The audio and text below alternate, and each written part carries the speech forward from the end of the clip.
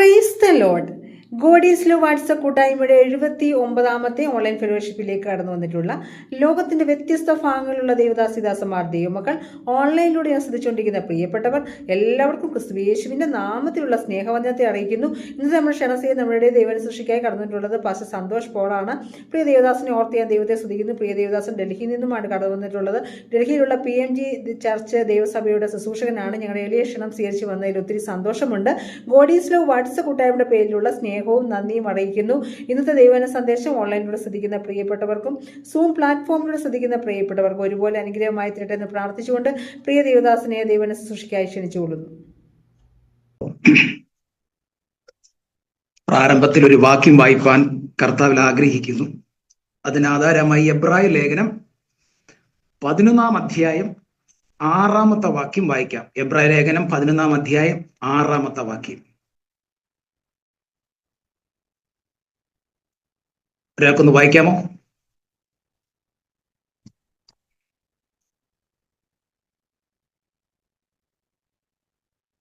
ഞാൻ പറയുന്നത് ശ്രദ്ധിക്കുന്നു. നിങ്ങൾ കേൾക്കുന്നുണ്ടോ? എന്നാൽ വിശ്വാസത്തിൽ കൂടാതെ ദൈവത്തെ പ്രസാദിപ്പിക്കാൻ കഴിയുന്നതല്ല. ദൈവത്തിന്റെ അടുക്കൽ വരുന്നവൻ ദൈവമുണ്ടെന്നും തന്നെ അന്വേഷിക്കുന്നവർക്ക് പ്രതിഫലം കൊടുക്കുന്നു എന്നും വിശ്വസിക്കേണ്ടതല്ലോ. മതി, ഒരു നിമിഷം നമുക്ക് പ്രാർത്ഥിക്കാം. എല്ലാവരും കണ്ണുകൾ ദൈവത്തിൽ അടയട്ടെ. ഈ വർഷത്തെ പ്രാരംഭ നടക്കുന്ന മീറ്റിംഗ് ആണ്. പ്രത്യേകിച്ച് കൂട്ടായ്മയുടെ 79ാമത്തെ മീറ്റിംഗിലേക്കാണ് നാം വന്നിരിക്കുന്നത്. ഇന്നത്തെ ഈ രാത്രിയിലെ വചന ശുശ്രൂഷിക്കുന്ന എനിക്കും കേൾക്കുന്ന നിങ്ങൾക്കും ഒരുപോലെ അനുഗ്രഹം കർത്താവ് പകരേണ്ടതിന് വേണ്ടി നമുക്ക് ഒരുമിച്ച് കർത്താവിന്റെ കരങ്ങളിൽ ഏൽപ്പിക്കാം. Praise the Lord. കർത്താവിന് സ്തോത്രം. നീ ചെയ്ത നന്മകൾ ഓരോന്നുമോർത്താൽ ഉള്ളം നിറയും നാഥ. നീ ചെയ്ത നന്മകൾ ഓരോന്നുമോർത്താൽ ഉള്ളം നിറയും നാഥ. പരിശുദ്ധ രക്തം എൻ പേർക്കായി ചീന്തി നന്ദി നന്ദി നാഥ.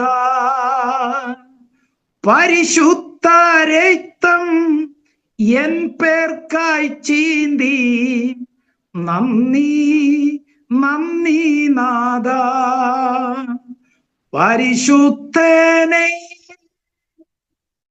യേശുനാഥ, ആരാധ്യനേ ആരാധ്യനേ. പരിശുദ്ധനേ യേശുനാഥ, ആരാധ്യനേ ആരാധ്യനേ. എന്തെന്ത് ഭാരങ്ങൾ ജീവിതേ വന്നാലും നിന്നെ പിരിയുകില്ല. എന്തെന്ത് ഭാരങ്ങൾ ജീവിതേ വന്നാലും നിന്നെ പിരിയുകില്ല. എൻ ജീവൻ നിന്നിൽ അർപ്പിക്കും നാഥ, നിശ്ചയം നിശ്ചയമേ. എൻ ജീവൻ നിന്നിൽ അർപ്പിക്കും നാഥ, നിശ്ചയം നിശ്ചയമേ. രക്ഷകനേ യേശുനാഥ, ആരാധ്യനേ ആരാധ്യനേ. രക്ഷകനേ യേശുനാഥ, ആരാധ്യനേ ആരാധ്യനേ.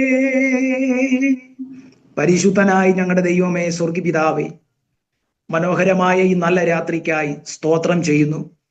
ഗോഡ് ഈസ് ലവ് എന്ന ഈ ഫേസ്ബുക്ക് കൂട്ടായ്മയിൽ കർത്താവെ ദൈവവചനം ശുശ്രൂഷിപ്പാൻ എളിയവനെ ഒരു ഭാഗ്യം ലഭിച്ചതിനായി സ്തോത്രം.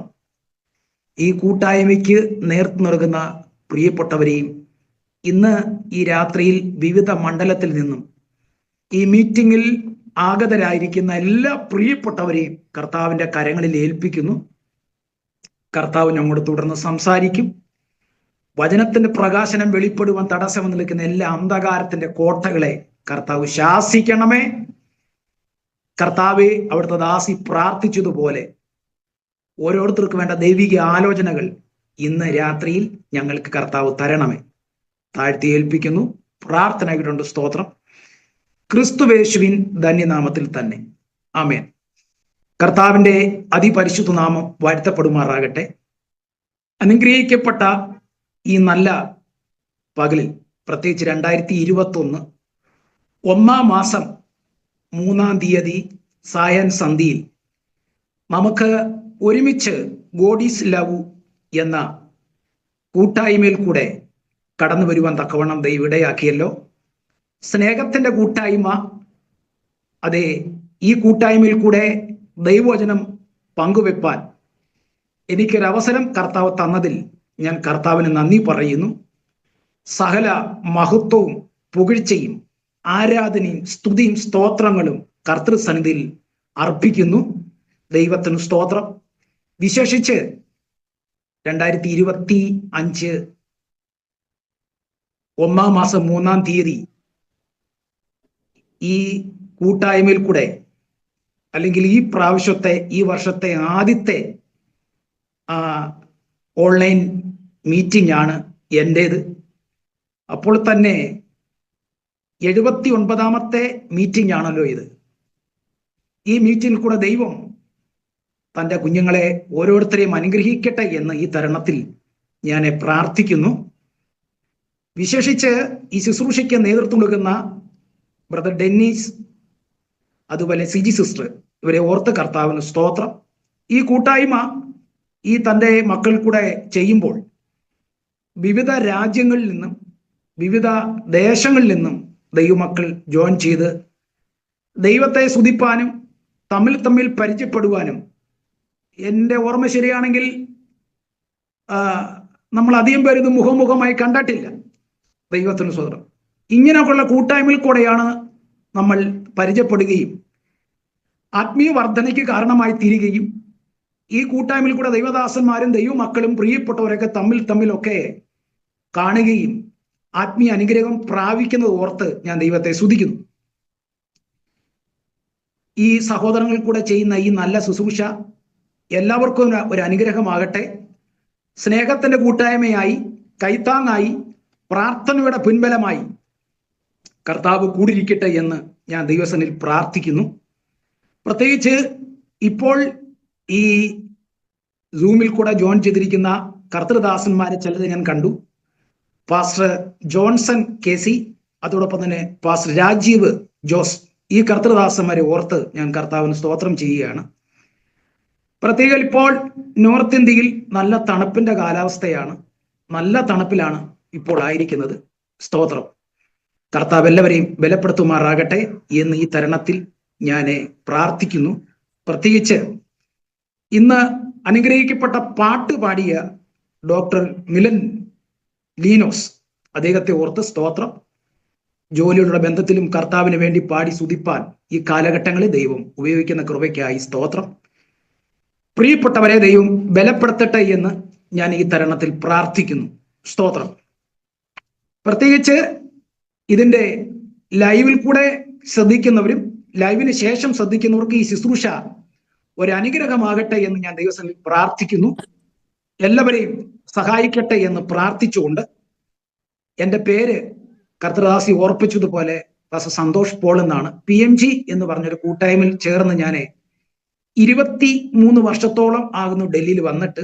ശുശ്രൂഷയിൽ വന്നിട്ട് 27 വർഷമായി. അതാണ് എനിക്ക് ഓർപ്പിക്കാനുള്ളത്. അപ്പോൾ തന്നെ 1990 ഞാൻ കർത്താവ് യേശുവിനെ രക്ഷിതാവും കർത്താവായി സ്വീകരിക്കുന്നത്. ഒരു ഹൈന്ദവ പശ്ചാത്തലത്തിൽ നിന്നാണ് ഞാൻ കർത്താവിനെ അറിയുവാൻ ഇടയായി തീർന്നത്.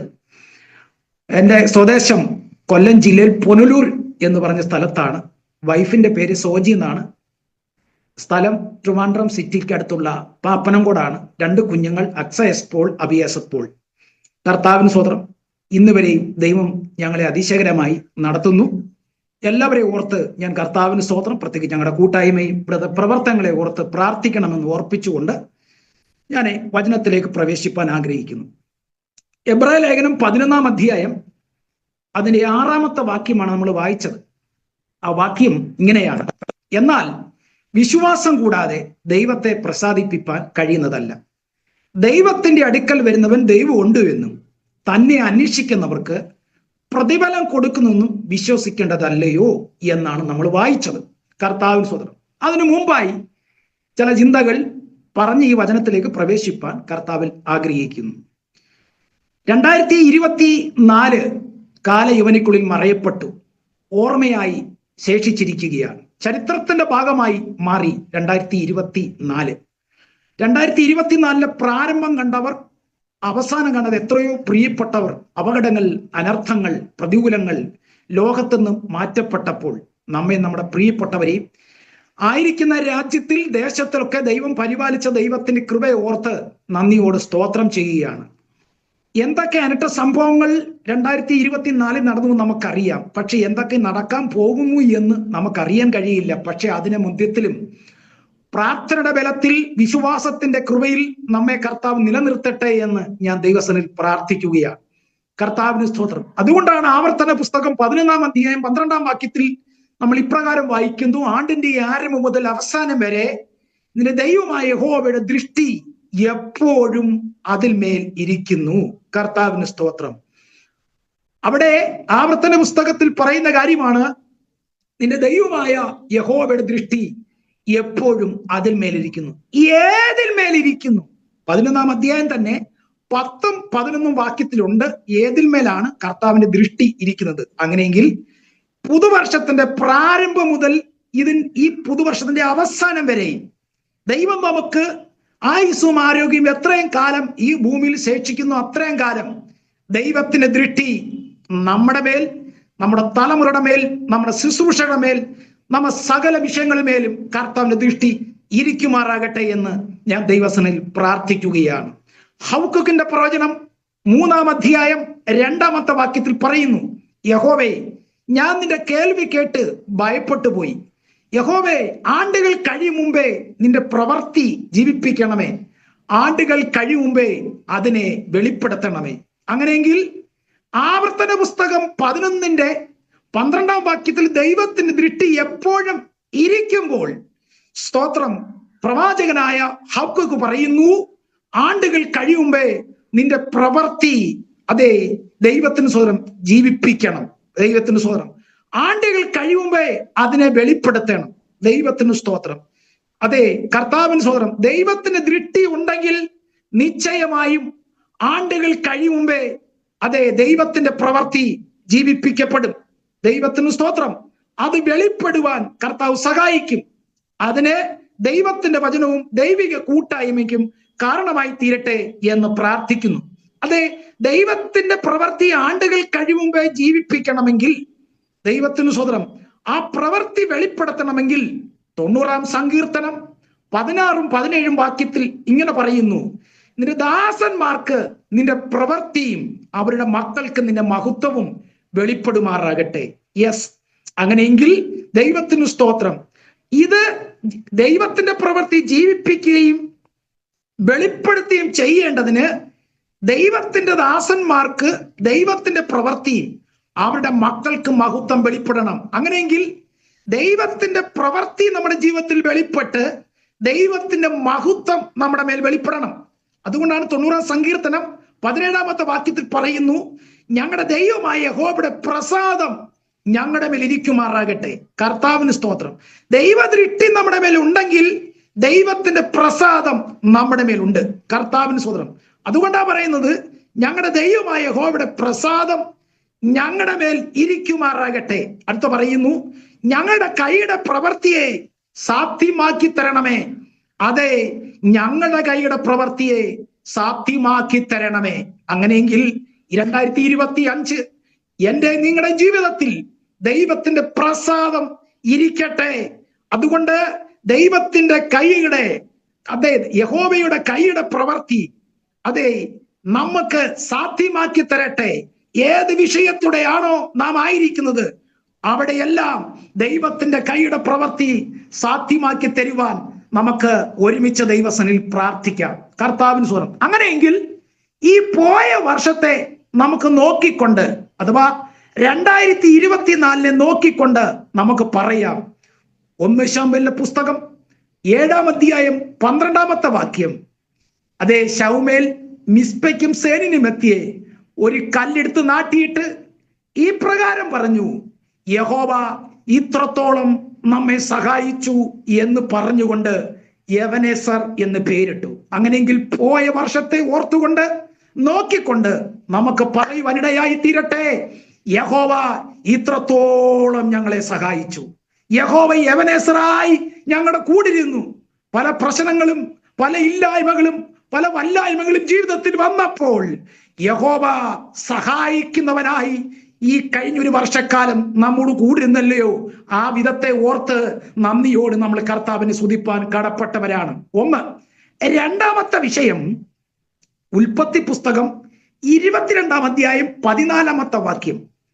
2025 പ്രാരംഭത്തിൽ നിന്നുകൊണ്ട് നമുക്ക് മുൻപോട്ട് നോക്കിക്കൊണ്ട് പറയുവാൻ ഇടയായി തീരട്ടെ.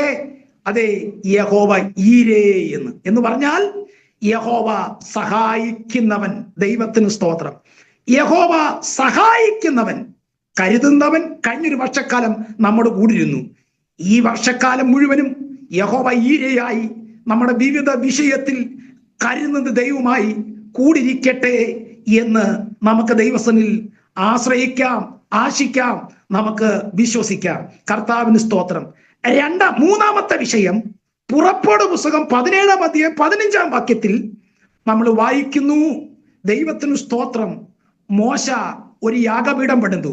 ആ യാഗപീഠത്തിന് യഹോവ നിസി, യഹോവ എന്റെ ജയത്തിന്റെ കൊടി എന്നുള്ളതാണ്. അങ്ങനെയെങ്കിൽ ഈ പുതുവർഷത്തിൽ യഹോവ എന്റെ നിങ്ങളുടെ ജീവിതത്തിൽ ജയത്തിന്റെ കൊടിയായി നിൽക്കട്ടെ എന്ന് ഞാൻ ദൈവസനിൽ പ്രാർത്ഥിക്കുന്നു. സ്തോത്രം. ഹല്ലേലൂയ. അതുകൊണ്ടാണ് 60-ാം സങ്കീർത്തനവും 108-ാം സങ്കീർത്തനം നിങ്ങൾ വായിക്കണം. പ്രത്യേകിച്ച് 60-ാം സങ്കീർത്തനത്തിൽ ഇങ്ങനെ വായിക്കുന്നു.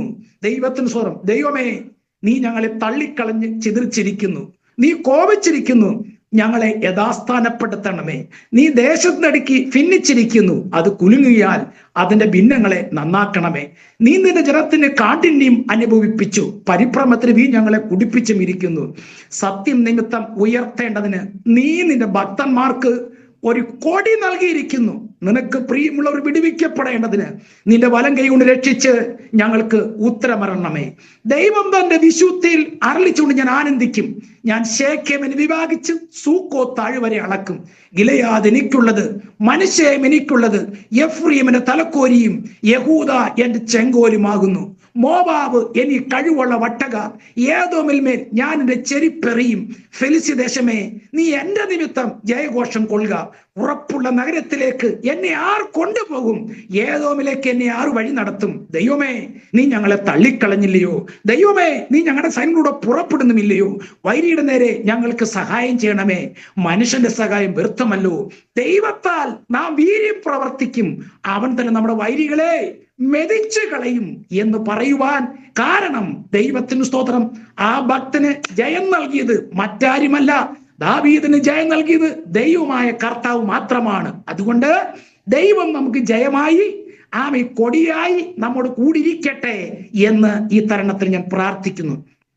നാലാമത്തെ വിഷയം കർത്താവിന് സ്തോത്രം. ന്യായാധിപന്മാരുടെ പുസ്തകം 6-ാം അധ്യായം 24-ാമത്തെ വാക്യം വായിക്കുന്നു.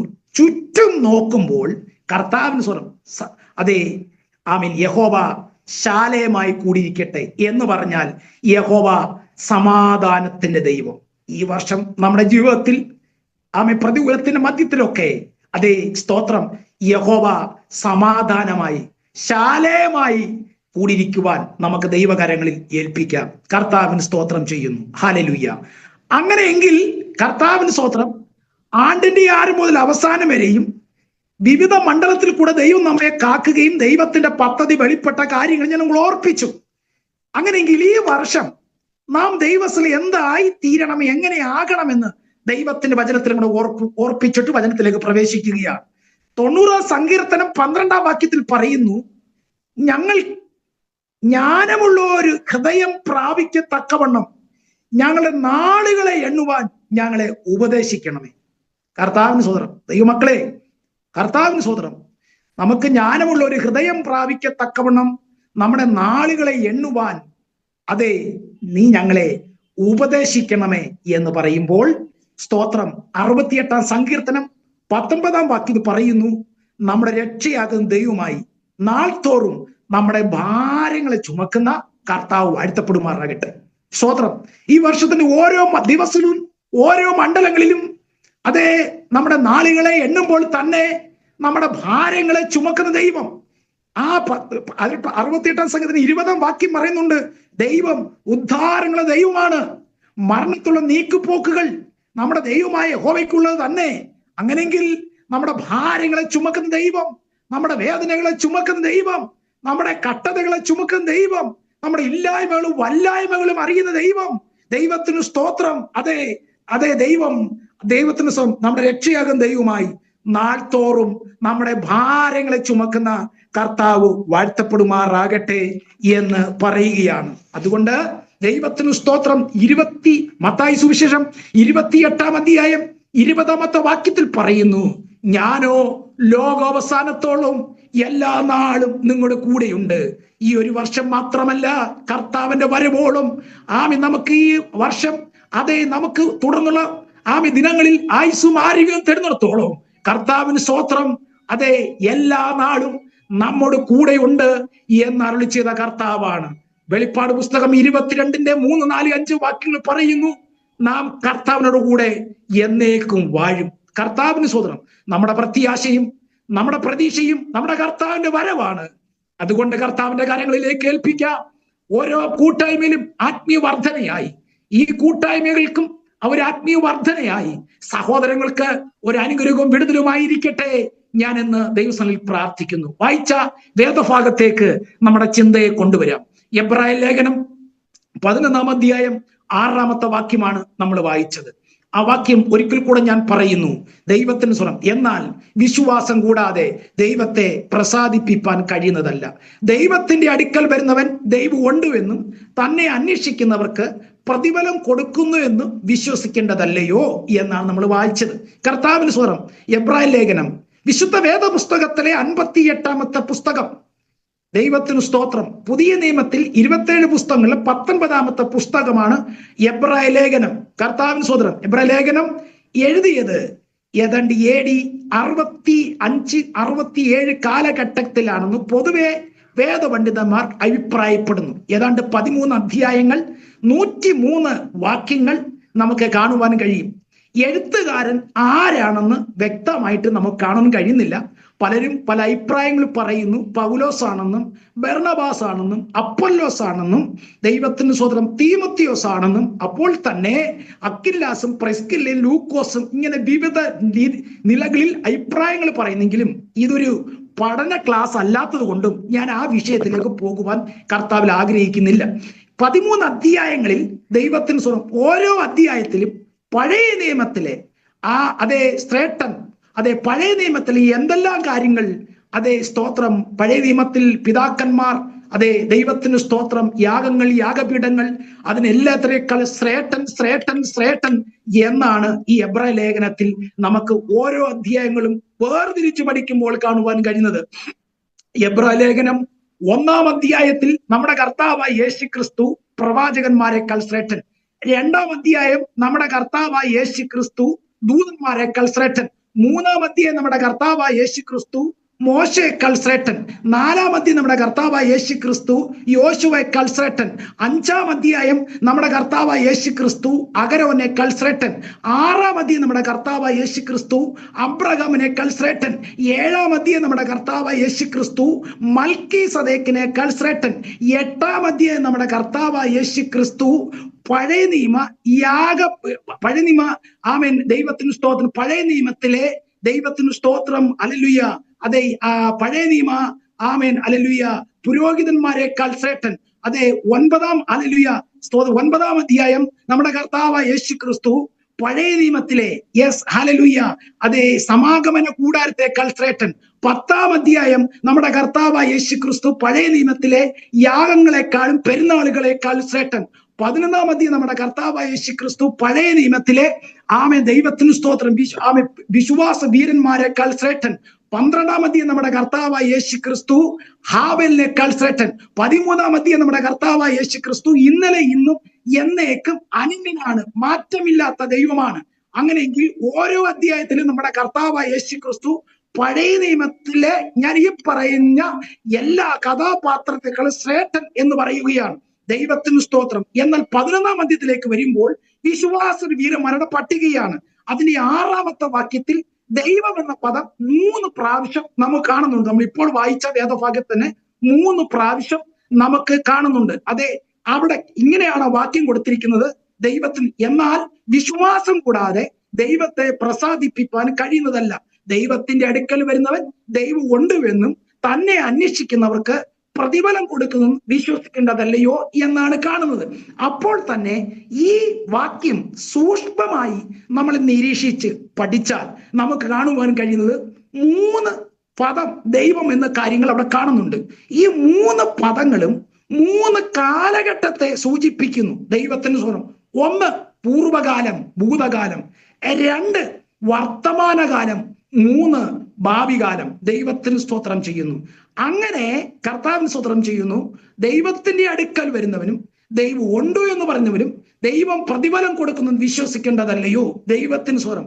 നമുക്കൊരു പൂർവ്വകാലം ഉണ്ടായിരുന്നു, നമുക്കൊരു ഭൂതകാലം ഉണ്ടായിരുന്നു. കർത്താവിന് സ്തോത്രം. ഈ ലോകത്തിന്റെ കാലഗതിക്കനുസരിച്ച് ഞാൻ ജീവിച്ച് മുൻപോട്ട് പോയപ്പോൾ നമ്മൾ കർത്താവിനെ വിശ്വാസത്താൽ അറിഞ്ഞു, രക്ഷിക്കപ്പെട്ടു, സ്നാനപ്പെട്ടു, പരിശുദ്ധാത്മ നിറയപ്പെട്ട് കർത്താവിനെ ആരാധിപ്പാൻ വിളിച്ച് വേർതിരിക്കപ്പെട്ടവരാണ് നാം ഓരോരുത്തരും. അപ്പോൾ തന്നെ കർത്താവിന് സ്തോത്രം. ആ പൂർവ്വകാലത്തിൽ നിന്നുകൊണ്ട് നമ്മളിപ്പോൾ വർത്തമാന കാലത്തിലേക്ക് സഞ്ചരിച്ചുകൊണ്ടിരിക്കുകയാണ്. കർത്താവിന് സ്തോത്രം എന്ന് പറഞ്ഞാൽ കർത്താവിന്റെ കൂടെ നാം ആയിരിക്കുന്നു. കർത്താവിനോട് നമ്മൾ പ്രാർത്ഥിച്ചുകൊണ്ടിരിക്കുന്നു. കർത്താവിനോട് നാം അഭേദ്യമായ ഒരു ആത്മബന്ധത്തിൽ ആയിരിക്കുകയാണ്. സ്തോത്രം. അപ്പോൾ തന്നെ ഒരു ഭാവി കാലത്തെ കാണിക്കുന്നുണ്ട്. കർത്താവിന് സ്തോത്രം. ഭാവി കാലം ദൈവത്തിന് നമുക്കുണ്ട്.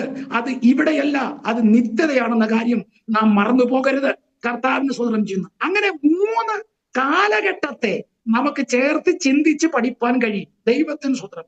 ഇതിനെ ബലപ്പെടുത്തുന്ന, ഇതിനോട് യോജിക്കുന്ന 3 വാക്യങ്ങൾ ഈ പറയുന്ന എബ്രായ ലേഖനം 11-ാം അധ്യായം അതിന്റെ 4-ാം വാക്യം, 5-ാം വാക്യം, 7-ാം വാക്യത്തിൽ നമുക്ക് കാണുവാൻ കഴിയും. കർത്താവിന് സ്തോത്രം ചെയ്യുന്നു. 4-ാമത്തെ വാക്യത്തിൽ നമുക്ക് കാണുന്നത് ദൈവത്തിന് സ്തോത്രം. അതെ, വിശ്വാസത്താൽ ഹാബേൽ ദൈവത്തിന് കായയിലും ഉത്തമമായി യാഗം കഴിച്ചു, അതിനാൽ അവന് നീതിമാൻ എന്ന സാക്ഷ്യം ലഭിച്ചു. ദൈവം അവന്റെ വഴിപാടിന് സാക്ഷ്യം കൽപ്പിച്ചു. മരിച്ച ശേഷവും അവൻ വിശ്വാസത്താൽ സംസാരിച്ചു കൊണ്ടിരിക്കുന്നു. കർത്താവിന് സ്തോത്രം. അങ്ങനെയെങ്കിൽ എബ്രായ ലേഖനം 11-ാം അധ്യായം 4-ാമത്തെ വാക്യം, വിശ്വാസത്താൽ നാം ദൈവത്തോട് ആരാധിപ്പാനായി വരുന്നു. കർത്താവിന് സ്തോത്രം. വിശ്വാസത്താലുള്ള ആരാധനയാണ് എബ്രായ ലേഖനം 11-ാം അധ്യായം 4-ാം വാക്യത്തിൽ വായിക്കുന്നത്. ഇനി 5-ാം വാക്യം, വിശ്വാസത്താൽ ഹാനോക്ക് മരണം കാണാതെ എടുക്കപ്പെട്ടു, ദൈവം അവനെ എടുത്തുകൊണ്ടതിനാൽ കാണാതെയായി. അവൻ ദൈവത്തെ പ്രസാദിപ്പിച്ചു എന്ന് അവനെ എടുക്കപ്പെടുന്ന മുമ്പ് സാക്ഷ്യം പ്രാപിച്ചു. അങ്ങനെയെങ്കിൽ വിശ്വാസത്തിലുള്ള ആരാധന. 2, ദൈവത്തിന് എബ്രായ ലേഖനം 11-5 പറയുന്നു, വിശ്വാസത്താൽ ദൈവത്തിന്റെ കൂടെ നടക്കുന്നു. കർത്താവിന് സ്തോത്രം. ഹല്ലേലൂയ. വിശ്വാസത്താൽ ദൈവത്തിന്റെ കൂടെ നടക്കുന്നു. അങ്ങനെയെങ്കിൽ ഹാനോക്ക് വിശ്വാസമുള്ള ദൈവത്തോടു കൂടെ നടക്കുന്ന നടപ്പിനെ കാണിക്കുന്നു. കർത്താവിന് സ്തോത്രം ചെയ്യുന്നു. എബ്രായ ലേഖനം 11-ാം അധ്യായം അതിന്റെ 7-ാമത്തെ വാക്യത്തിൽ വായിക്കുന്നു, നോഹയെ കുറിച്ച. വിശ്വാസത്താൽ നോഹ അതുവരെ കാണാത്തവയെ കുറിച്ച് അരുളപ്പാട് ഉണ്ടായിട്ട് ഭയഭക്തി പൂണ്ട് തന്റെ കുടുംബത്തിന്റെ രക്ഷയ്ക്കായി ഒരു പെട്ടകം തീർത്തു. അതിനാൽ അവൻ ലോകത്തെ കുറ്റം വിധിച്ച് വിശ്വാസികളുടെ നീതിക്ക് അവകാശിയായി തീർന്നു.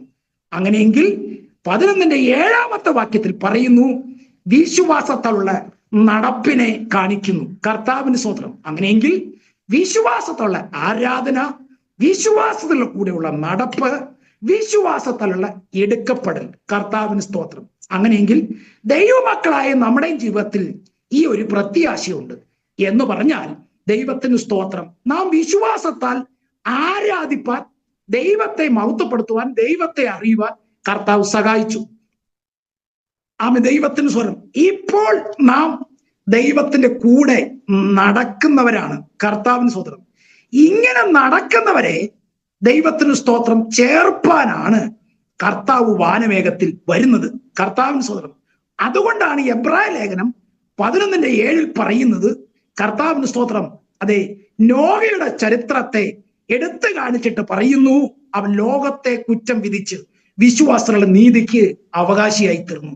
അതുകൊണ്ടാണ് നമ്മുടെ കർത്താവ് ഒലിവമല പ്രഭാഷണത്തിൽ മത്തായി 24 ഒരു വാക്യം ഇങ്ങനെയുണ്ട്, അതെ, ദൈവത്തിന് സ്തോത്രം ചെയ്യുന്നു, നോഹ അതുവരെ, അതെ, ദൈവത്തിന് സ്തോത്രം, നോഹയെ കുറിച്ച് അവിടെ നമ്മുടെ കർത്താവ് പറയുന്നുണ്ട്, അതെ, നോഹയുടെ കാലം പോലെ തന്നെ മനുഷ്യപുത്രന്റെ വരവാകും. ജലപ്രളയത്തിന് മുമ്പുള്ള കാലത്ത് നോഹ പെട്ടകത്തിൽ കയറി നാൾ വരെ അവർ തിന്നും കുടിച്ചും വിവാഹം കഴിച്ചും വിവാഹത്തിന് കൊടുത്തും പോകുന്നു. ജലപ്രളയം വന്ന് എല്ലാവരെയും നീക്കളോളും അവർ അറിഞ്ഞതുമില്ല. അപ്പുറം അതുപോലെ തന്നെയാണ് മനുഷ്യപുത്രന്റെ വരവും എന്ന് കർത്താവ് പറയുന്നുണ്ട്. അങ്ങനെയെങ്കിൽ ദൈവത്തിന് സ്തോത്രം, അതെ, ഹല്ലേലൂയ, ഭാവിയിൽ നടക്കേണ്ട, അല്ലെങ്കിൽ ദൈവത്തിന് സ്തോത്രം, ഈ നടക്കുന്ന വ്യക്തി ഒരു സമയത്ത്, അതെ, കർത്താവിന്റെ കാഹളം ധരിക്കുമ്പോൾ ദൈവത്തിന് സ്തോത്രം ഒരു ഇടുക്കപ്പെടലുണ്ട്. ആമേൻ. നമ്മുടെ ഭവനം ഇവിടെയല്ല, നമ്മുടെ ഭവനം നിത്യതയാണെന്ന കാര്യം മറക്കരുത്. കർത്താവിന് സ്തോത്രം ചെയ്യുന്നു. അതുകൊണ്ട് ദൈവത്തിന് സ്തോത്രം, വിശ്വാസത്തുള്ള ആരാധന, വിശ്വാസത്തിൽ കൂടി നടക്കുന്നു. വിശ്വാസത്താൽ നാം എടുക്കപ്പെടും. അത് ഭാവിയെ നോക്കിക്കൊണ്ട്, ആമേൻ, ദൈവത്തിന്റെ വചനം വ്യക്തമായി പറയുകയാണ്. ഇവിടെ നിന്നുകൊണ്ട് ദൈവത്തിന് സ്തോത്രം, എബ്രായ ലേഖനം സ്തോത്രം 9-ാം അധ്യായം അതിന്റെ 24, 26, 28 വാക്യത്തിലേക്ക് നമുക്ക് വീണ്ടും കടന്നു വരാം. ദൈവത്തിന് സ്തോത്രം. എബ്രായ ലേഖനം 9-ാം അധ്യായം 24, 26, 28 വാക്യങ്ങളാണ്. പക്ഷേ നമ്മുടെ ചിന്തയോടുള്ള ബന്ധത്തിൽ കർത്താവിന് സ്തോത്രം നമുക്കത് ഇങ്ങനെ ചിന്തിക്കാം. എബ്രായ ലേഖനം, അതെ, 9-ാം അധ്യായം 26-ാം വാക്യം ആദ്യം ചിന്തിച്ചിട്ട് രണ്ടാമത് സ്തോത്രം 24-ാമത്തെ വാക്യം വരണം. 9:24. മൂന്നാമത് 9:28 വാക്യത്തിലേക്ക് വരണം. അങ്ങനെയെങ്കിൽ എബ്രായ ലേഖനം 9:26 നമ്മൾ ഇങ്ങനെ വായിക്കുന്നു, അങ്ങനെ ആയാൽ ലോകസ്ഥാപനം മുതൽ അവൻ പലപ്പോഴും കട്ടം അനുഭവിക്കേണ്ടിയിരിക്കുന്നു, എന്നാൽ അവൻ ലോക അവസാനത്തിങ്കൽ സ്വന്തം യാഗം കൊണ്ട് പാപപരിഹാരം വരുത്തുവാൻ ഒരിക്കൽ പ്രത്യക്ഷനായി. ദൈവത്തിന് സ്തോത്രം. അങ്ങനെയെങ്കിൽ നമ്മുടെ കർത്താവ് ഒരിക്കൽ പ്രത്യക്ഷനായി. എന്തിനു വേണ്ടിയാണ് പ്രത്യക്ഷനപ്പെട്ടത്? പാപപരിഹാരം വരുത്തുവാൻ. ആരുടെ പാപപരിഹാരം വരുത്തുവാൻ? ആമേൻ. ദൈവത്തിന് സ്തോത്രം. ഏതേൻ തോട്ടത്തിൽ ഭക്ഷിക്കരുത് എന്ന് പറയുന്ന വൃക്ഷത്തിന്റെ ഫലം ഭക്ഷിച്ചപ്പോൾ മനുഷ്യൻ പാപിയായി തീർന്നു. ഈ പാപിയായി തീർന്ന മനുഷ്യനെ രക്ഷിപ്പാൻ ദൈവത്തിന് സ്തോത്രം, അതെ, ലോകസ്ഥാപനം മുതൽ അറുക്കപ്പെട്ട കുഞ്ഞാട്, ദൈവത്തിന് സ്തോത്രം, നമ്മുടെ കർത്താവായ യേശു എന്ന് പറഞ്ഞാൽ ഉൽപ്പത്തി പുസ്തകം 1:28, 29 ദൈവം മനുഷ്യനെ സൃഷ്ടിച്ചപ്പോൾ തന്റെ സ്വരൂപത്തിലും സാദൃശ്യപ്രകാരവും ആണും പെണ്ണുമായി അവരെ സൃഷ്ടിച്ചു. അവരെ സൃഷ്ടിച്ച് അനുകരിച്ചിട്ട് ഇങ്ങനെ പറഞ്ഞു, നിങ്ങൾ സന്താനപുഷ്ടിയുള്ളവരെ പെരുകി സകലത്തെയും അടക്കി ഭരിക്കുവാൻ പറഞ്ഞു. ദൈവത്തിന് സ്വരം. അപ്പോൾ മനുഷ്യനെ ദൈവം സൃഷ്ടിച്ചത് ദൈവത്തിന്റെ സ്വരൂപത്തിലും സാദൃശ്യപ്രകാരമാണ്. ദൈവത്തിന് സ്വരം. ദൈവത്തിന്റെ സ്വരൂപത്തിലും സാദൃശ്യപ്രകാരം സൃഷ്ടിച്ച മനുഷ്യൻ പാപിയായി തീർന്നപ്പോൾ ദൈവത്തിന് സ്തോത്രം, ആ പാപിയായ മനുഷ്യനെ വീണ്ടെടുപ്പാൻ, രക്ഷിപ്പാനായി ദൈവത്തിന് സ്തോത്രം പുത്രനായി ക്രിസ്തു ഈ ഭൂമിയിലേക്ക് വന്നത് പാപം ചെയ്ത് ദൈവ തേജസ് നഷ്ടപ്പെട്ട അതേ മനുഷ്യന്റെ രൂപത്തിൽ, അതേ മനുഷ്യന്റെ വേഷത്തിൽ, അതേ മനുഷ്യന്റെ ഇച്ഛയിൽ പാപമൊഴികെ സകലത്തിലും നമ്മുടെ കർത്താവ് പരീക്ഷിക്കപ്പെട്ടു. എന്റെ യേശു പാപമില്ലാത്തവനാണ്. പാപമില്ലാത്ത യേശു ഭൂമിയിലേക്ക് വന്നത് നമുക്ക് പാപപരിഹാരം വരുത്താൻ വേണ്ടിയാണ്. അതുകൊണ്ടാണ് പാപപരിഹാരം വരുത്തുവാൻ ഒരിക്കൽ പ്രത്യക്ഷനായി എന്ന് പറഞ്ഞാൽ ദൈവത്തിന് സ്തോത്രം ചെയ്യുന്നു. ആകാശത്തിന്റെയും ഭൂമിയുടെയും മധ്യത്തിൽ, രണ്ട് കള്ളന്മാരുടെ മധ്യത്തിൽ, ഭൂലോകത്തിന്റെ മധ്യഭാഗത്ത് നമുക്ക് വേണ്ടി പരമയാഗമായി തീർന്ന കർത്താവ് നമുക്ക് തന്ന ആ രക്ഷ. അതുകൊണ്ടാ പൗലോസ് പറയുന്നത്, ഇത്ര വലിയ രക്ഷ നാം ഗണ്യമാക്കാതെ പോയാൽ എങ്ങനെ തെറ്റി ഒഴിയും എന്ന് പറയുന്നത്. ദൈവത്തിന് സ്തോത്രം ചെയ്യുന്നു. അതുകൊണ്ടാണ് എബ്രായ ലേഖനം 7:25, 26, 27 വചനം പറയുന്നത്, അതുകൊണ്ട് താൻ മുഖാന്തരം ദൈവത്തോട് അടുക്കുന്നവർക്ക് അവരെ രക്ഷിപ്പാൻ, പൂർണ്ണമായി അവരെ വിടിവിപ്പാൻ ദൈവം പ്രാപ്തനാകിയാൽ അവരെ പൂർണ്ണമായി രക്ഷിപ്പാൻ എന്റെ കർത്താവ് മതിയായ ദൈവമാണ്. അങ്ങനെയെങ്കിൽ ഇന്ന് രാത്രി ദൈവവചനം കേൾക്കുന്ന ദൈവവൈതലേ, സ്തോത്രം. നമ്മുടെ ഓരോ ഇച്ഛകളും, നമ്മുടെ ഓരോ പ്രാർത്ഥന വിഷയങ്ങളും, നമ്മുടെ ഓരോ കട്ടതകളും കർത്താവ് അറിയുന്നുണ്ട്. ദൈവത്തിന് സ്തോത്രം. പാപം ഒഴികെ സകലത്തിലും അവൻ പരീക്ഷിക്കപ്പെട്ടു എന്ന് ദൈവത്തിന്റെ വചനം പറയുന്നു. ദൈവത്തിന് സ്തോത്രം. അതുകൊണ്ടാണ് ദൈവത്തിന് സ്തോത്രം. ഹല്ലേലൂയ. ആമേൻ. ദൈവത്തിന് സ്തോത്രം. യെശയ്യാ പ്രവചനം 53 10 വാക്യത്തിൽ പറയുന്നു, എന്നാൽ അവനെ തകർത്ത് കളയുവാൻ യഹോവയ്ക്ക് ഇഷ്ടം തോന്നി, അവന് കട്ടം വരുത്തി, അവന്റെ പ്രാണൻ ഒരു അകൃത്യയാഗമായി തീർന്നിട്ട് അവൻ സന്തതിയെ കാണുകയും ദീർഘായുസ് പ്രാപിക്കുകയും യഹോവയുടെ ഇഷ്ടം അവന്റെ കയ്യാൽ സാധിക്കുകയും ചെയ്യും. ഇന്ന് രാത്രി ഞാൻ വിളിച്ചു പറയട്ടെ, നിന്റെ തകർച്ചയുണ്ടല്ലോ, നിന്റെ വേദനയുണ്ടല്ലോ, നിന്റെ കണ്ണുനീരുണ്ടല്ലോ, നിന്നെ മുടിപ്പാനല്ല, നിന്നെ തകർപ്പാനല്ല. പിന്നെയോ ആ വചനം നിങ്ങൾ ശ്രദ്ധിച്ചു വായിച്ചു നോക്കണം.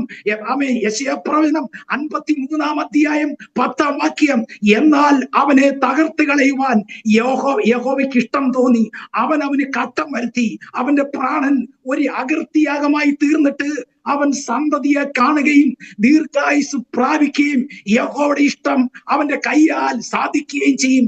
ഇന്ന് രാത്രി ദൈവവചനം കേൾക്കുന്ന പ്രിയപ്പെട്ടവരെ, ദൈവത്തിന്റെ ഇഷ്ടം, ഹല്ലേലൂയ, ദൈവത്തിന്റെ കയ്യാൽ, കർത്താവിന്റെ മൂർധകരങ്ങളാൽ നിങ്ങളുടെ ജീവിതത്തിൽ സാധ്യമാക്കി തരട്ടെ. ഒരു വീടിന് വേണ്ടിയോ, ഒരു ഉപരിപഠനത്തിന് വേണ്ടിയോ, കുഞ്ഞുങ്ങളുടെ ഉപരിപഠനത്തിന് വേണ്ടിയോ, കുഞ്ഞുങ്ങളുടെ ഭാവി നന്മകൾക്ക് വേണ്ടിയോ, ഒരു പുതിയ അന്വേഷണത്തിന് വേണ്ടിയോ, ഒരു വിദേശ യാത്രയ്ക്ക് വേണ്ടിയോ, ഒരു വാഹനത്തിന് വേണ്ടിയോ ഒക്കെ നിങ്ങൾ പ്രാർത്ഥിക്കാം. എന്നാൽ അതിനപ്പുറമായി കർത്താവേ, നിന്റെ ഹിതം എന്താണോ, നിന്റെ കയ്യിലെ ഇഷ്ടം എന്താണോ, അത് എന്റെ ജീവിതത്തിൽ നടക്കട്ടെ. അത് തിന്മയ്ക്കല്ല, അത് നന്മയ്ക്കായി തീരട്ടെ എന്ന് നമുക്ക് ദൈവസന്നിധിയിൽ ആശിക്കാം, ദൈവസന്നിധിയിൽ പ്രാർത്ഥിക്കാം. ദൈവം നൽകുക തന്നെ ചെയ്യുമെന്ന് ഞാൻ ദൈവനാമത്തിൽ ഓർപ്പിക്കുകയാണ്. ഹല്ലേലൂയ. കർത്താവിന് സ്തോത്രം. അങ്ങനെയെങ്കിൽ ഒന്നാമത്തെ കാര്യം, ദൈവത്തിന് സ്തോത്രം. അതെ, ഒരിക്കൽ യേശു പാപപരിഹാരം വരുത്തുവാൻ പ്രത്യക്ഷനായി, പാപപരിഹാരം വരുത്തി. കർത്താവിന് സ്തോത്രം. അതുകൊണ്ടാണ് നാം ഇങ്ങനെ ഈ കൂട്ടായ്മയിൽ കൂടി വന്നിരിക്കുന്നത്. കർത്താവിന് സ്തോത്രം. രണ്ടാമത്തെ പ്രത്യക്ഷത, എബ്രായ ലേഖനം 9:24 വാക്യം, ക്രിസ്തു വാസ്തവമായി ഇതിന്റെ പ്രതിമയായി കൈപ്പണിയായ വിശുദ്ധ മന്ദിരത്തിലേക്കല്ല, ഇപ്പോൾ നമുക്ക് വേണ്ടി ദൈവസന്നിധിയിൽ പ്രത്യക്ഷനാകുവാൻ സ്വർഗത്തിലേക്ക് അത്രേ പ്രവേശിച്ചിരിക്കുന്നത്. അങ്ങനെയെങ്കിൽ ഒരിക്കൽ യേശു പ്രത്യക്ഷപ്പെട്ടു പാപപരിഹാരം വരുത്തുവാൻ. ഇപ്പോൾ യേശു പ്രത്യക്ഷപ്പെട്ടത് ദൈവസന്നിധിയിൽ പിതാവിന്റെ വലത്തുഭാഗത്ത്. കർത്താവിന് സ്തോത്രം. നമുക്ക് വേണ്ടി പക്ഷപാതം ചെയ്യുന്നു, നമുക്ക് വേണ്ടി ഇടിവിൽ നിൽക്കുന്നു. കർത്താവിന് സ്തോത്രം. അങ്ങനെയെങ്കിൽ രണ്ടാമത്തെ കാര്യം, ഇപ്പോൾ നാം ദൈവത്തിന്റെ കൂടെ നടക്കുന്നവരാണ്. ദൈവത്തിന്റെ കൂടെ നടക്കുന്നവരാകുമ്പോൾ കർത്താവിന് സ്തോത്രം. അതെ, കർത്താവിന് സ്തോത്രം. ഹല്ലേലൂയ. നമുക്ക് വേണ്ടി പക്ഷപാതം ചെയ്യുന്ന കർത്താവ്, നമുക്ക് വേണ്ടി ഇടിവ് നിൽക്കുന്ന കർത്താവ്. എബ്രായ ലേഖനം 9:28 വാക്യത്തിൽ വീണ്ടും പറയുന്നു, ക്രിസ്തുവും അങ്ങനെ തന്നെ അനേകരുടെ പാപങ്ങളെ ചുമപ്പാൻ ഒരിക്കൽ അർപ്പിക്കപ്പെട്ട് തനിക്കായി കാത്തു നിൽക്കുന്നവരുടെ രക്ഷയ്ക്കായി അവൻ പാപം കൂടാതെ രണ്ടാമതും പ്രത്യക്ഷനാകും. കർത്താവിന് സ്തോത്രം. അങ്ങനെയെങ്കിൽ എബ്രായ ലേഖനത്തിൽ 9 24, 26, 28 വാക്യങ്ങളിൽ കർത്താവിന്റെ 3 പ്രത്യക്ഷത. ഒന്നാമത്തെ പ്രത്യക്ഷത പൂർവകാല പ്രത്യക്ഷത, രണ്ടാമത്തെ പ്രത്യക്ഷത വർത്തമാനകാല പ്രത്യക്ഷത, മൂന്നാമത്തെ പ്രത്യക്ഷത ഭാവികാല പ്രത്യക്ഷത.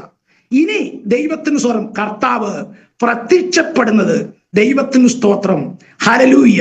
കർത്താവിന് സ്വരം പാപപരിഹാരം വരുത്തിയവരെ കർത്താവ് ചേർപ്പാനായി കർത്താവിന്റെ മൂന്നാമത്തെ പ്രത്യക്ഷത വാനമേഘത്തിൽ രണ്ടാമതും അവൻ പ്രത്യക്ഷനാകും. അങ്ങനെ ക്രിസ്തുവും അങ്ങനെ തന്നെ അനേകരുടെ പാപങ്ങളെ ചുമപ്പാൻ ഒരിക്കൽ അർപ്പിക്കപ്പെട്ട് തനിക്കായി കാത്തു നിൽക്കുന്നവരുടെ രക്ഷയ്ക്കായി അവൻ പാപം കൂടാതെ വീണ്ടും അതേ പ്രത്യക്ഷനാകും. ദൈവത്തിന് സ്തോത്രം. അങ്ങനെയെങ്കിൽ നോഹയുടെ കാര്യം ഓർപ്പിച്ചതുപോലെ കർത്താവിന് സ്തോത്രം, ഇതിന്നൊരു വിടുതലുണ്ട്. കർത്താവിന് അതേ കട്ടതിൽ നടത്തിയൊരു വിടുതലുണ്ട്. അത് മറ്റൊന്നുമല്ല, കർത്താവിലുള്ള ആശ്രയം തന്നെയാണ്. അതുകൊണ്ട് ദൈവത്തിന് സ്തോത്രം, ഹല്ലേലൂയ. ഒരിക്കൽ യേശു പ്രത്യക്ഷനായി, ഇപ്പോൾ സ്വർഗത്തിൽ പ്രത്യക്ഷനായിരിക്കുന്നു, ഇനിയും പ്രത്യക്ഷനാകും. കർത്താവിന് സ്തോത്രം ചെയ്യുന്നു. അങ്ങനെയെങ്കിൽ വിശുദ്ധിയുടെ വേർപാടോടെ പ്രാർത്ഥനയോടെ നമുക്ക് ദൈവകരങ്ങളിൽ ഏൽപ്പിക്കാം. കർത്താവിന്റെ പ്രത്യക്ഷത അടയാളങ്ങൾ പല മണ്ഡലങ്ങളിൽ നടന്നുകൊണ്ടിരിക്കുകയാണ്. വിശ്വാസികളായ നാം ഓരോരുത്തരും ഒരുക്കപ്പെടാൻ, ആമേൻ, ഹല്ലേലൂയ, പ്രാർത്ഥിപ്പാനും കർത്താവിന്റെ സ്ഥലയിൽ ഒരുക്കപ്പെടേണ്ടതിനും ഈ കൂട്ടായ്മ ബലമാകട്ടെ, അനുഗ്രഹമാകട്ടെ എന്ന് ഞാൻ ദൈവസന്നിധിയിൽ പ്രാർത്ഥിക്കുകയാണ്. കർത്താവിന് സ്തോത്രം. അതുകൊണ്ട് എബ്രായ ലേഖനത്തിൽ 11-ാം അധ്യായത്തിൽ ഇങ്ങനെ പറയുന്നു, അതേ സ്തോത്രം, വിശ്വാസം എന്നതോ ആശിക്കുന്ന ഉറപ്പും കാണാത്ത കാര്യങ്ങൾ നിശ്ചയമാകുന്നു. അതിനല്ലല്ലോ പൂർവികന്മാർക്ക് സാക്ഷ്യം ലഭിച്ചത്. ഈ കാണുന്ന ലോകത്തിന് ദൃശ്യമായതല്ല, കാരണം എതുവരുമാറ് ലോകം ദൈവത്തിന്റെ വചനത്താൽ നിർമ്മിക്കപ്പെട്ടു എന്ന് നാം വിശ്വാസത്താൽ അറിയുന്നു. വിശ്വാസത്താൽ ഹാബേൽ ദൈവത്തിന് കായന്തിലും ഉത്തമമായി യാഗം കഴിച്ചു, അതിനാൽ അവന് നീതിമാൻ എന്ന സാക്ഷ്യം ലഭിച്ചു. ദൈവം അവന്റെ വഴിപാടിന് സാക്ഷ്യം കൽപ്പിച്ചു. മരിച്ച ശേഷവും അവൻ വിശ്വാസത്താൽ സംസാരിച്ചുകൊണ്ടിരിക്കുന്നു. വിശ്വാസത്താൽ ഹാനോക്ക് മരണം കാണാൻ എടുക്കപ്പെട്ടു. ദൈവം അവനെ എടുത്തുകൊണ്ടതിനാൽ കാണാതെയായി. അവൻ ദൈവത്തെ പ്രസാദിപ്പിച്ചു എന്ന് അവൻ എടുക്കപ്പെടുന്ന മുമ്പ് സാക്ഷ്യം പ്രാപിച്ചു.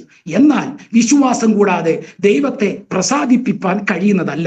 ദൈവത്തിന്റെ അടുക്കൽ വരുന്നവൻ ദൈവം ഉണ്ടുവെന്നും തന്നെ അന്വേഷിക്കുന്നവർക്ക് പ്രതിഫലം കൊടുക്കുന്നെന്ന് വിശ്വസിക്കേണ്ടതല്ലയോ?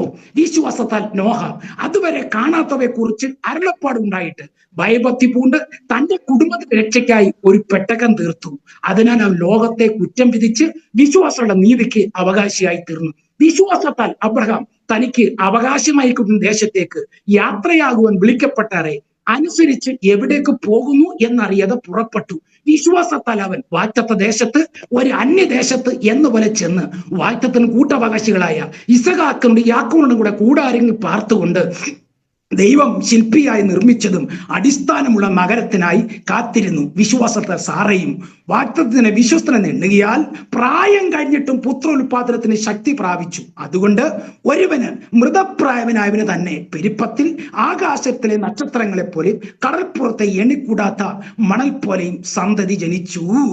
ഇവരെല്ലാവരും വാഗ്ദത്തനിവൃത്തി പ്രാപിക്കാതെ ദൂരത്ത് നിന്ന് അത് കണ്ട് അഭിബന്ധിച്ച ഭൂമിയിൽ തങ്ങൾ അന്യരും പരദേശികളും എന്ന് ഏറ്റു പറഞ്ഞുകൊണ്ട് വിശ്വാസത്തിൽ മരിച്ചു.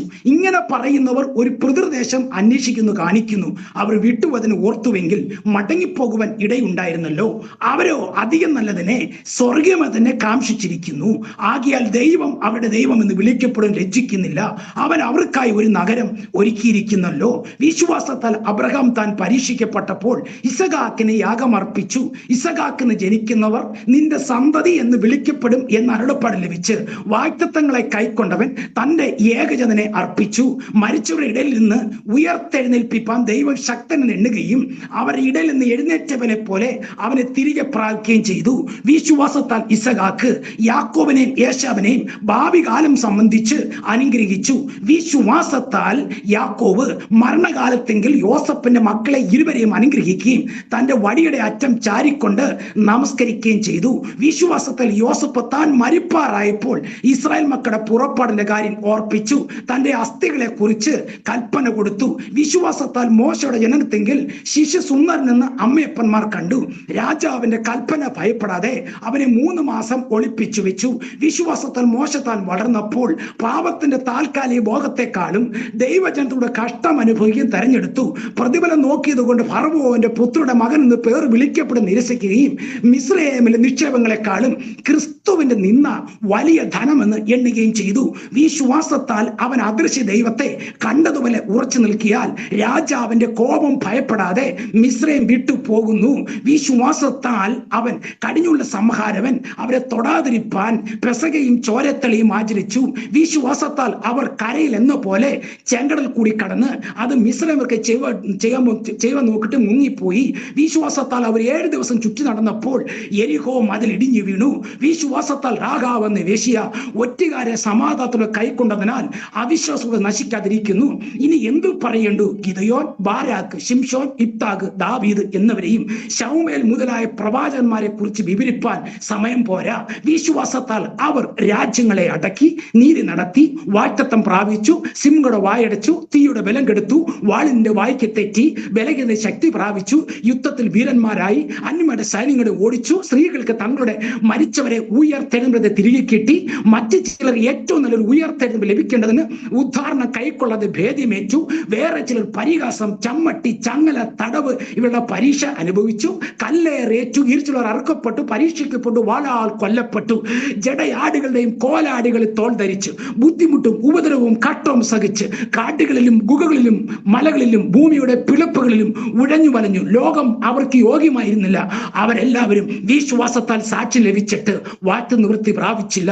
അവർ നമ്മെ കൂടാതെ രക്ഷാപ്രവൃത്തി പ്രാപിക്കേണ്ടതിന് ദൈവം നമുക്ക് വേണ്ടി ഏറ്റവും നല്ലതെന്ന് മുൻകരുതിയിരുന്നു. അതുകൊണ്ട് നാം എന്ത് ചെയ്യണം? ആകയാൽ നാമും സാക്ഷികളുടെ ഇത്ര വലിയ സമൂഹം നമുക്ക് ചുറ്റും നിൽക്കുന്നതുകൊണ്ട് സകല ഭാരവും മുറുകെ പറ്റുന്ന പാവം വിട്ട് നമുക്ക് മുമ്പിൽ വെച്ചിരിക്കുന്ന ഓട്ടം സ്ഥിരതയോടെ ഓടുക.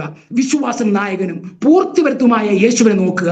തന്റെ മുമ്പിൽ വെച്ചിരുന്ന സന്തോഷം ഓർത്ത് അവൻ അപമാനം അലക്ഷ്യമാക്കുകയും ക്രൂശിനെ സഹിക്കുകയും ദൈവസിംഹാസനത്തിന്റെ വലത്തുഭാഗത്ത് ഇരിക്കുകയും ചെയ്തു. അതുകൊണ്ട് ഈ 2025 ഈ കൂട്ടായ്മ നടത്തുന്നവർക്ക് ഒരു അനുഗ്രഹവും ആശ്വാസമായി തീരട്ടെ. യഹോവയായ കർത്താവ് തിരുമുഖം പ്രകാശിപ്പിച്ച് നിങ്ങളെ അനുഗ്രഹിച്ച് കാക്കുമാറാകട്ടെ. ആമേൻ. യഹോവയായ കർത്താവ് തിരുമുഖം പ്രകാശിപ്പിച്ച് നിങ്ങളുടെ കൃപയുള്ളവനാകട്ടെ. ആമേൻ. യഹോവയായ കർത്താവ് തിരുമുഖം പ്രകാശിപ്പിച്ച് നിങ്ങൾക്ക് സമാധാനം അരുളുമാറാകട്ടെ. ദൈവത്തിന് സ്തോത്രം ചെയ്യുന്നു. ഹല്ലേലൂയ. ആകാശത്തിന്റെ വിശുദ്ധം. ആമേൻ. ദൈവത്തിന് സ്തോത്രം. ഹല്ലേലൂയ. ദൈവം ആമേൻ നിങ്ങളെ ആമേൻ ഹല്ലേലൂയ കാക്കുമാറാകട്ടെ എന്ന് ഈ തരുണത്തിൽ ഞാൻ ദൈവസനിൽ പ്രാർത്ഥിക്കുകയാണ്. കർത്താവിന് സ്തോത്രം. അതുകൊണ്ട് ആമേൻ അവസാനം ഒരു കാര്യം കൂടെ പറഞ്ഞ എന്റെ വാക്കുകൾക്ക് ഞാൻ വിരാമം കുറിക്കട്ടെ. കർത്താവിന് സ്തോത്രം ചെയ്യുന്നു. അതെ, ഹല്ലേലൂയ. തെസ്സലോനിക്ക ലേഖനത്തിൽ നമ്മൾ ഇങ്ങനെ വായിക്കുന്നുണ്ട്, കർത്താവിന് സ്തോത്രം ചെയ്യുന്നു. സമാധാന ദൈവം തന്നെ നിങ്ങളെ മുഴുവൻ ശുദ്ധീകരിക്കുമാറാകട്ടെ. നിങ്ങളുടെ ആത്മാവ്, പ്രാണൻ, ദേഹം അശേഷം നമ്മുടെ കർത്താവ് യേശുക്രിസ്തുവിന്റെ പ്രത്യക്ഷതയിൽ അനന്യമായി വെളിപ്പെടുമാറാകട്ടെ. നിങ്ങളെ വിളിക്കുന്നവൻ വിശ്വസ്തനാകുന്നു, അവൻ അത് നിവർത്തിക്കും. അതുകൊണ്ട് ഇപ്പോൾ നാം ദൈവത്തിന്റെ കൂടെ നടക്കുന്നവരാണ്. ആമേൻ. ദൈവത്തിന് സ്വതന്ത്രം. നാം ദൈവത്തെ അറിഞ്ഞു. ഇപ്പോൾ നാം ദൈവത്തിന്റെ കൂടെ നടക്കുന്നവരാണ്. ആമേൻ. നാം വിശ്വാസത്താൽ ദൈവത്തിന്റെ കൂടെ നടക്കുമ്പോൾ തന്നെ നമുക്കൊരു പ്രത്യാശയുണ്ട്. കർത്താവ് വരും, നാം എടുക്കപ്പെടും.